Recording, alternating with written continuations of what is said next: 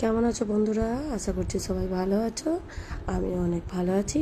আজকে সন্ধ্যেতে একটু গাজরের হালুয়া নিয়ে চলে আসলাম।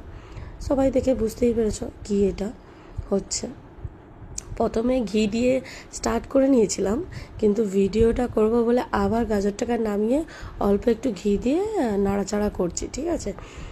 অ্যাকচুয়ালি গাজরটা অনেক দিন থেকে ফ্রিজে স্টোর ছিল, তো নষ্ট হবে কেন ভাবলাম একটু হালুয়াই করে নিই, অনেকটা গাজর হালুয়া করে নিই।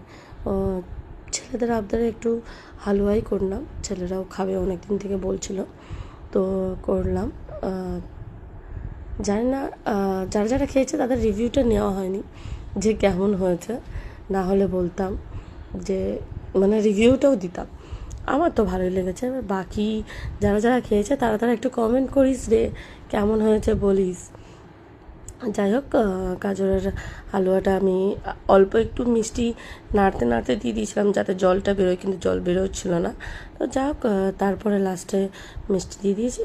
এবার দিয়ে নাড়াচাড়া করে নামিয়ে নেব। গাজরের হালুয়া আশা করি সবাই জানো কেমন করতে হয়, তো সবাই নিশ্চয় বাড়িতে সচরাচর করো। তো আজকে ভাবলাম একটু ছোটো মতো ভিডিও, অনেকদিন নিজের ভয়েস ওভার কিছু দিইনি, তো তাই দিলাম। চলো আজকে এখানে টাটা বাই। সবাই ভালো থেকো এবং সুস্থ থেকো, আর কমেন্ট লাইক শেয়ার করতে থেকো আর সাপোর্ট করো। Bye, good night.